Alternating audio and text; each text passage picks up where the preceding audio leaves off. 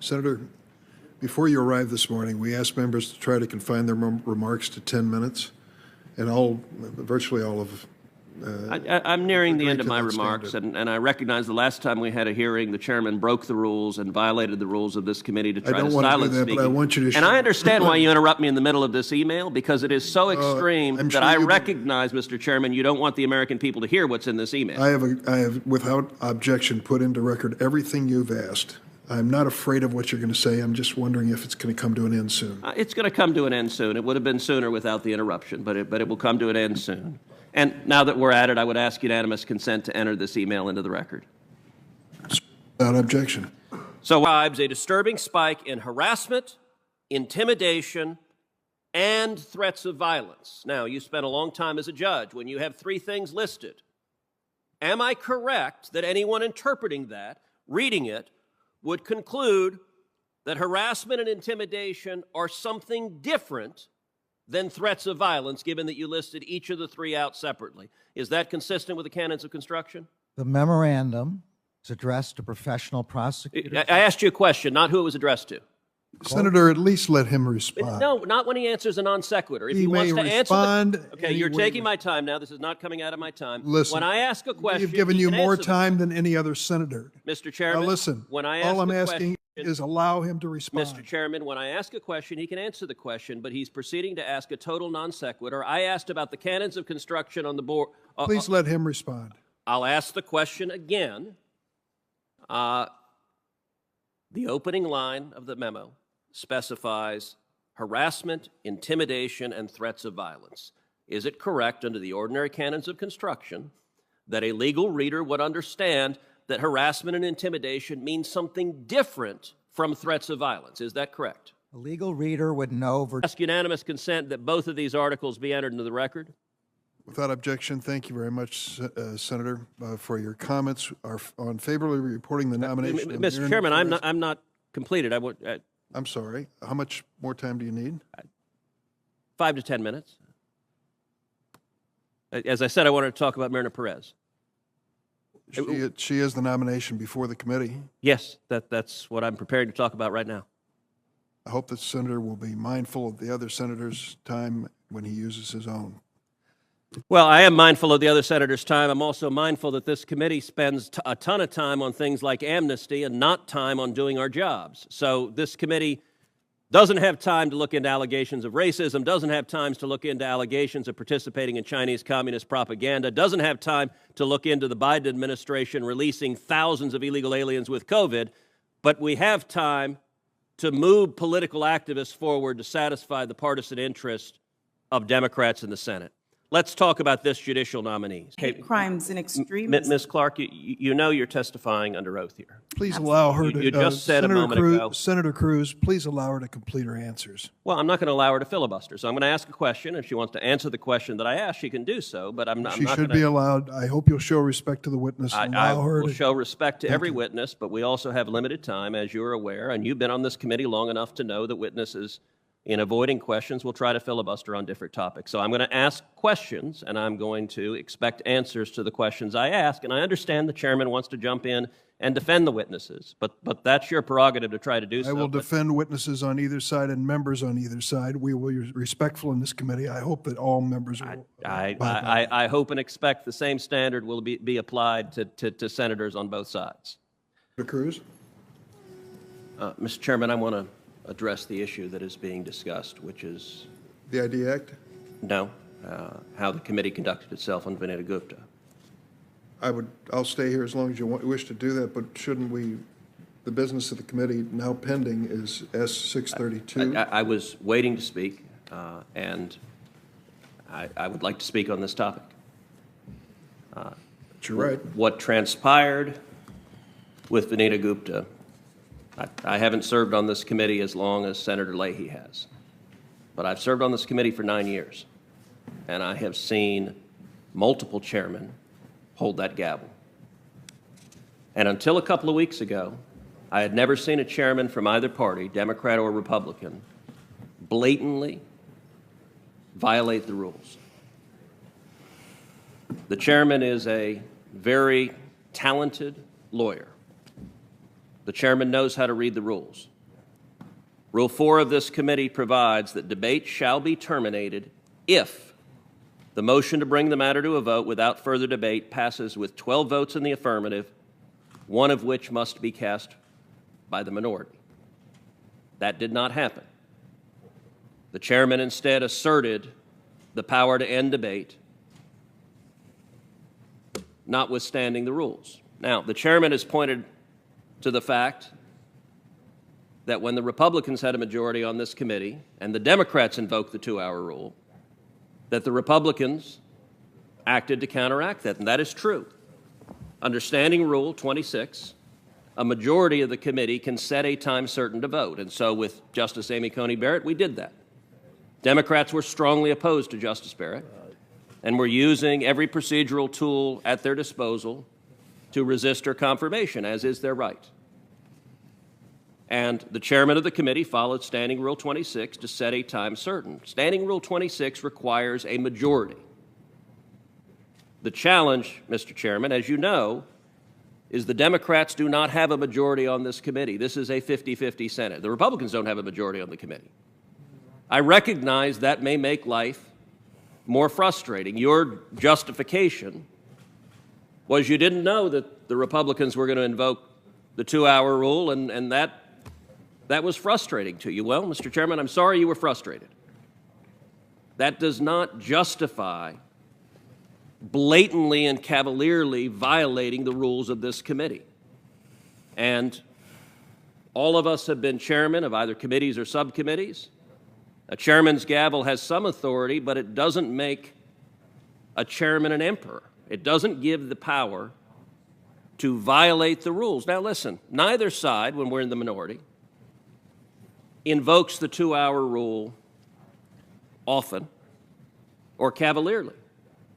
The reason the 2-hour rule was being invoked on Vanita Gupta is every Republican on this committee believes she is a radical nominee who was beyond the pale, who had embraced and advocated abolishing the police, and we felt strongly about it.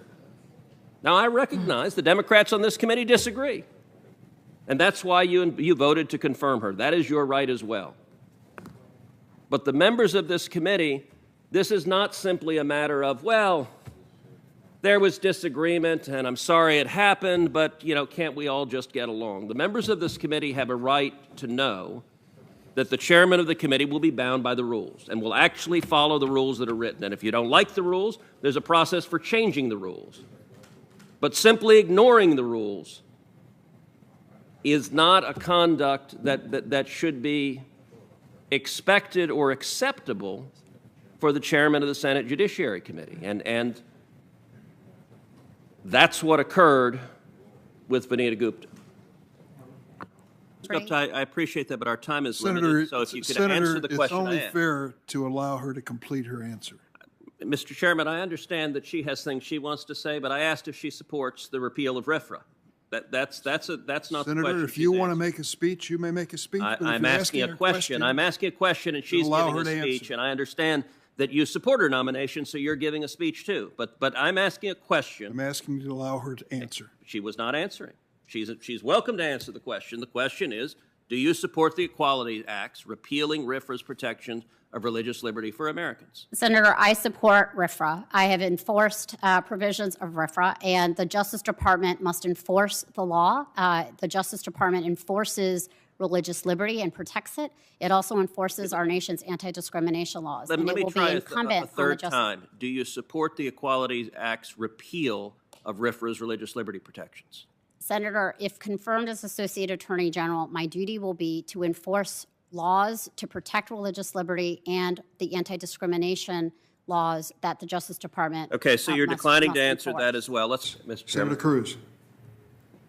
Well, I appreciate the sentiments of comedy and bipartisanship and the bipartisan lunch, but I want to take a minute and reflect on an aspect of how this committee is proceeding that has not reflected that spirit.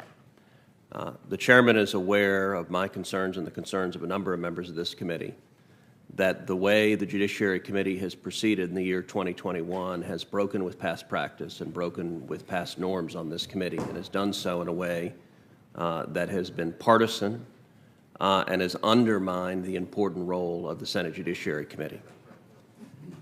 As you know, back in March, when Vanita Gupta was before this committee, Chairman Durbin chose to break Rule 4 of the committee, which states that it takes a majority vote, including one vote from a member of the minority, in order to bring debate to a close. That had no precedent in the history of this committee. We then saw yet a second opportunity concerning Toby Heitens, nominated to be a judge in the Fourth Circuit Court of Appeals, where the total questioning for that lifetime nomination to the Court of Appeals was 18 minutes, even though my staff and the staff of another senator have both conveyed to the chairman that we were en route to the committee for the hearing. The chairman gavelled down that hearing after just 18 minutes of questions. And then sadly, we saw this pattern continue again just recently, just last week. Just last week, the committee held a hearing for Elizabeth Prelogar, the nominee to be Solicitor General of the United States. Solicitor General is one of the most important positions in any administration. Solicitor General is often referred to as the 10th Justice. And yet, the hearing this committee held for the nominee for Solicitor General allowed precisely 20 minutes of questioning. After the debacle of the nominee for the judge for the Fourth Circuit, Chairman Durbin told this committee that he intended to conduct things differently, to actually have some acknowledgement of comedy. 20 minutes for a Solicitor General nominee, and I would note that hearing was held not only at the same time as multiple other hearings of committees, and every member on this committee serves on multiple other committees, and so you have to be in multiple committee hearings at the same time. That committee hearing was also at the exact same time as a floor vote. So I had fully intended to come and question the nominee for Solicitor General. There were serious questions about the conduct of the Department of Justice in ongoing litigation that nominee is responsible for, and yet 20 minutes, and my staff conveyed to the chairman's staff that I was on the floor voting and intended to come back and raise questions. But before I could physically get back here, the chairman gavelled it down. And to put it in perspective, because I'm getting eye rolling from the chairman right now,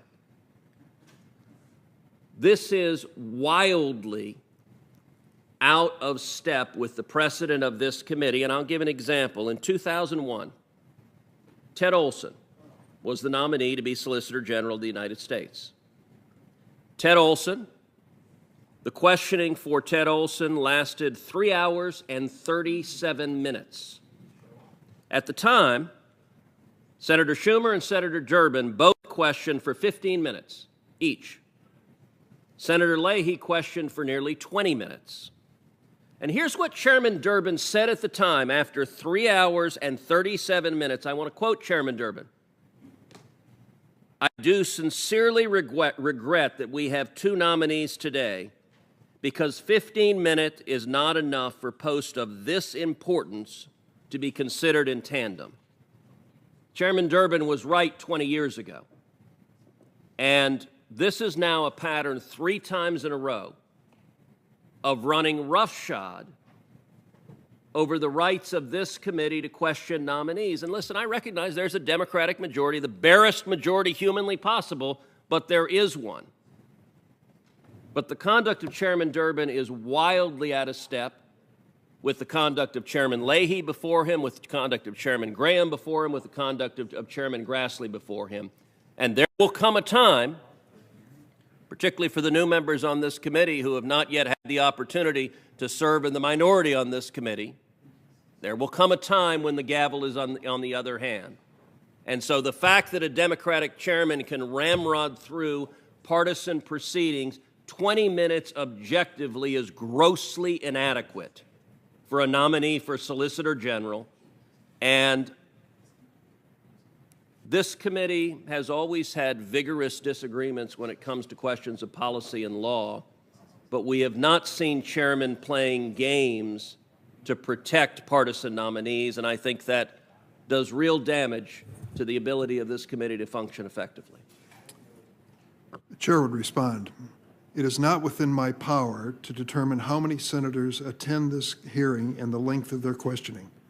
That is up to the individual senators to make the decision. If there's an important witness, they have ample opportunity to come and ask questions and even ask for a second round if it's appropriate. I can't control that, and I'm not going to set a timer and say, well, it'll be 1 hour for this witness and 2 hours for the next. The second point I want to make is somewhat personal, but I want to make it clear to every member of the committee. You raised this point once before, that you were, quote, on your way, and I closed down a hearing. I went up to you and right in that corner and stood and said, I'm sorry, I didn't realize that. It'll never happen again. Now, let me tell you what happened. If you had, I know you had staff present, but let me tell you what happened when I heard in this last hearing that you might be coming. Senator Cotton finished questioning, and when he finished questioning, I was told you were, quote, on your way. And then I turned to your staffer, and I don't want to cause any problems there, and said, where is he? She said, I don't know, but I think he's on his way. We waited and still didn't hear. And at that point, I said to Senator Cotton, what do you think I should do at this point? On the record, he said, I don't want to comment on that. I really tried my best to give you an opportunity, but I think it is unreasonable for any member to say that the Senate Judiciary Committee and staff should wait indefinitely on the possibility that a member returns. When I left and went down the hallway, you were not on your way, at least not at that point. I'm going to do my best to leave the meetings of this committee open so that members have an opportunity, and I will, any good faith effort to get here, I'm going to try to honor. But you have to at least honor the members of the committee and staff by telling us where you are and when you're coming. The sitting here indefinitely waiting for the possibility is not fair to the rest of the committee. So, Chairman Durbin, if I might respond to that. Certainly. I'll respond in 2 ways. Number one, with the nominee to the Fourth Circuit, when I arrived, and Senator Hawley also informed your staff that he was coming, both of us were in the elevators rushing to get here. When we got here, there were not one, there were 2 Democratic senators sitting in the anteroom, neither of whom had questioned, but were happily sitting in the anteroom and, in fact, were laughing. It has the appearance of simply game playing that the senators absented themselves to end the hearing. As it concerns the Solicitor General nominee. Wait a minute. The Solicitor General nominee, hold Senator, on, you can respond when I'm done responding. 2 members leaving the floor does not mean the committee is out of business. It's my decision with this gavel as to when it's out of business. I understand, did my best but my waiting for point you. is that the Democrats were in the anteroom, they did not ask questions, and their absence is what gave the chairman the excuse to gavel down as well. There's no one here to ask questions because the Democrats were right outside the door. But secondly, the Solicitor General nominee was the second panel of the day. No senator can anticipate when the first panel is going to be over, so it's impossible to plan, I want to be there at X time, because the chairman scheduled the Solicitor General as the second panel of the day. And when the chairman has great umbrage, how could I know where you were? Well, it wasn't complicated. There's buzzing on the clock. I was standing on the floor of the Senate casting a vote, and I had to physically come from the floor of the Senate to here. I asked your staff to tell me how long you would be, and And they said I was coming from a vote. She said she didn't know, and I don't want to push her under the bus. That's 20 unfair. minutes is But I'll tell you objectively something. unreasonable It is unfair for the you, Solicitor for any General member to nominee. expect this committee to just stand in abeyance and wait for the possibility of your return. Chairman Durbin, amazingly, every other committee chairman actually manages to have hearings where nominees have appropriate time for questioning. It is only the Judiciary Committee that I have seen this kind of gamesmanship, and it is only in the last 9 months. 8 years on this committee, neither Chairman Leahy nor the Republican chairman played these kinds of games. It has only been during Chairman Durbin's tenure that has happened on this committee. And by the way, if you want to go back to past nominees for Solicitor General, you can see there's consistently over an hour for the hearing for Noel Francisco, an hour and 56 minutes for Don Verrilli, an hour and 34 minutes for Elena Kagan. There is a long history of this committee questioning nominees for the Solicitor General position. And I understand, Chairman Durbin, that Democrats want to protect Democratic nominees, but giving short shrift to the Senate's responsibility to advise and consent is undermining the ability of this committee to do its job, particularly when the chairman knows fully well on a day that there are votes and multiple committee hearings that it takes time for members to physically get here. And that is true of every member here, which is why other committee chairmen manage to hold hearings open for sufficient time to actually question nominees. It is not unreasonable for members to notify the committee if they are on their way, and I will do my best to accommodate Republicans and Democrats in that circumstance. I always have and I always will. With that, the meeting's adjourned.